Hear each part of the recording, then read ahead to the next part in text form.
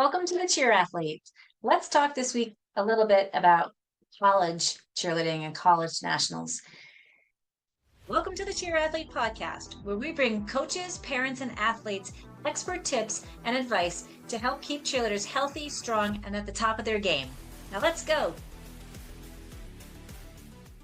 This week is the start of NCAA college nationals, and it's kind of the culmination of the cheer season for college nationals. There are UCA in early in the year, and then NCAAs now in Daytona. And I was very lucky to be able to attend NCAA nationals when I was in college, my last 2 years. I think I've talked about this before. My first attendance, um, we were very excited. We went to college camp at BU, and we got our bid and we got a spirit award. It was great, and it was our first time competing. Northeastern has a 5-year program, and I had taken a year off, so I was actually in my fourth year, in my third year cheering, basically. And so we didn't know really what to expect. We hired our choreographer, I think he was from Oklahoma State at that time, and he came and taught us our routine. And it was, for me, it was really exciting because it was a whole different experience, progressing our stunts and learning new things and putting it all together. It was so much fun. And I can see that joy in the kids today, and they put the hard work in, and they really push to get the routine together and push their skills, and they're practicing it all year round. At that time, nationals was in Dallas, and it was in January. So we started right at camp. We had our choreography come probably about November, and we had a month and a half to get ready. We went home for Christmas break. We're back at school like the day after Christmas and stayed there through New Year's, because then we left probably 2 or 3 days later.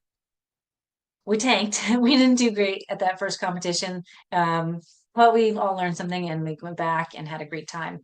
And then the following year, we did a little bit better. And James Speed, who's the world famous Louisville coach, ended up coming and choreographing for us that year.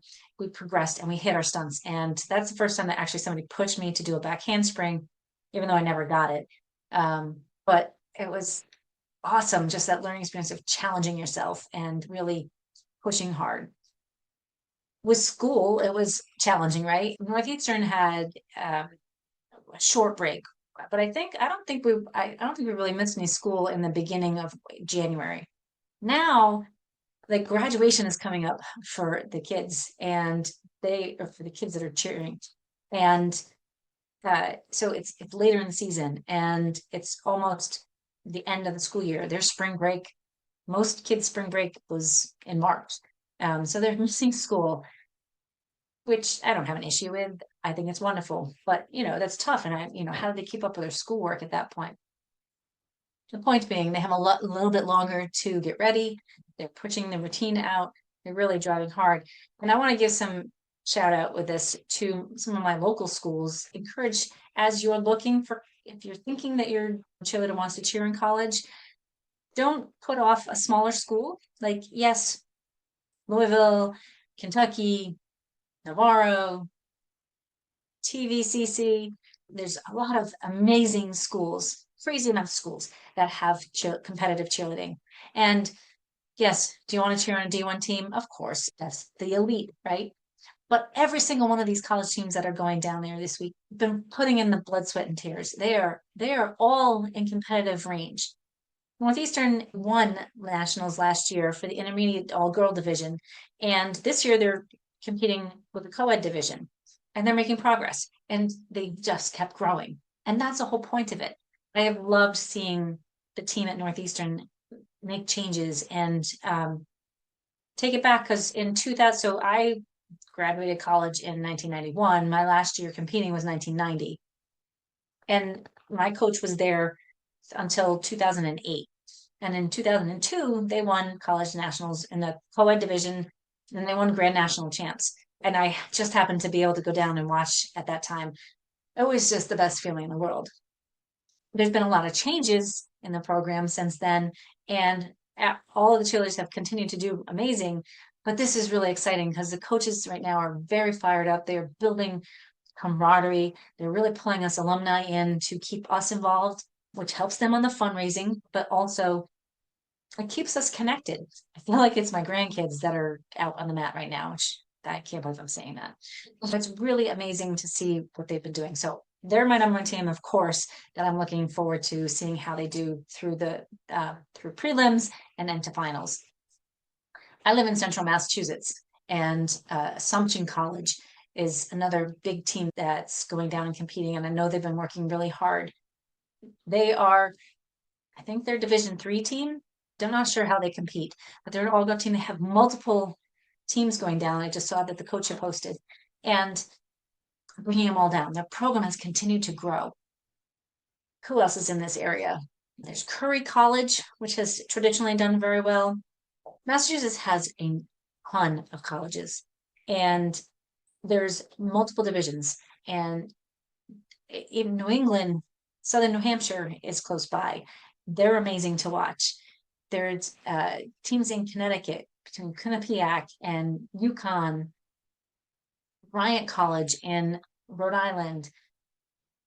There's Dartmouth and there is Bridgewater, all of which are very competitive schools in the area and have amazing coaches that really elevate their programs and elevate their teams. And these athletes have just continued to progress their programs. We look at the glamour of like the big name schools. But I encourage you to consider, first of all, choose your school for school.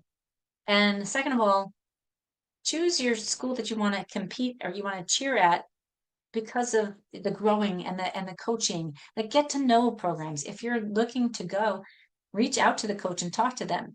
There's a whole lot more in place now than when I was coaching at Holy Cross. At that time, people would send me videos for tryouts, and I was just trying to reach and get more people in. Now they have combines, which is excellent for the recruiting process. But coaches still want to hear from you. If they can't because they're too big, reach out to the assistant coach, leave them a message. See if you can go watch a practice. See what it's like. Obviously, not right now at this time of year because it's busy for all of us.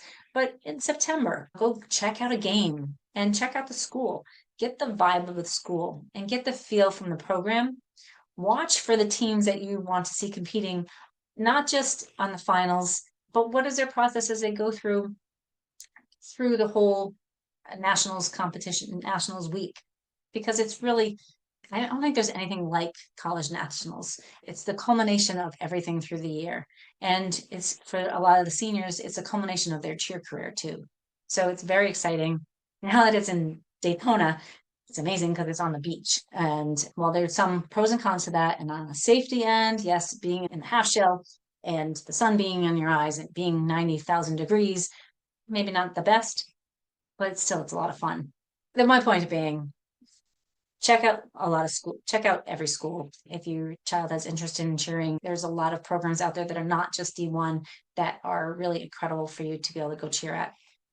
Your requirements are going to be very similar. You're going to have to tumble. And to tumble, you need to have leg strength, core strength, and the ability to move well. You're going to have some stunting requirements for that. You're going to need to strength train to make sure you have leg strength and core strength. You're going to need to make sure you move well. For your back spots, you're going to need leg strength and core strength and be able to move well. Are you getting the theme here? For any part of cheerleading, you need to be able to move well. You need to have strength. You need stability. You need to be able to have body awareness and control and be able to move your body in all planes so that you can control that and put that into action. These athletes work really hard at that. I know they're in the gym. They are getting strong. They are doing the repetitions and they're putting the work in so that they can keep progressing. And if your athlete is looking to cheer in college, that's what it's going to take. It's very different than when I was cheering college. Didn't have to go to the gym.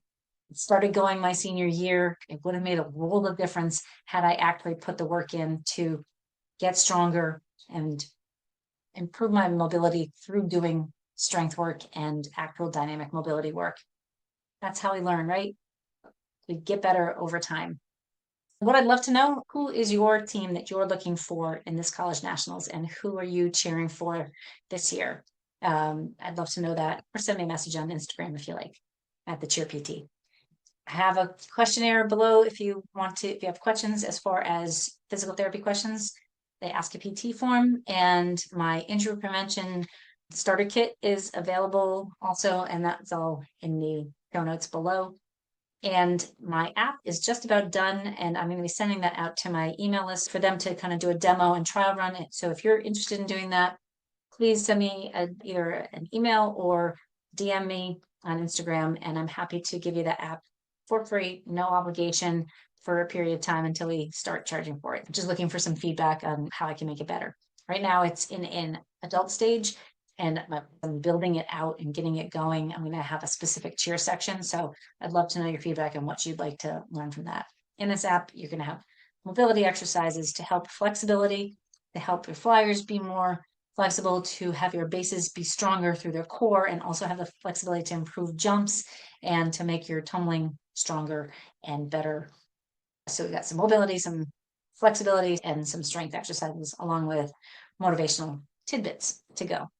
So if you're interested in that, please send me a message, and I'm happy to share the link with you so that you can check it out and try it at no obligation.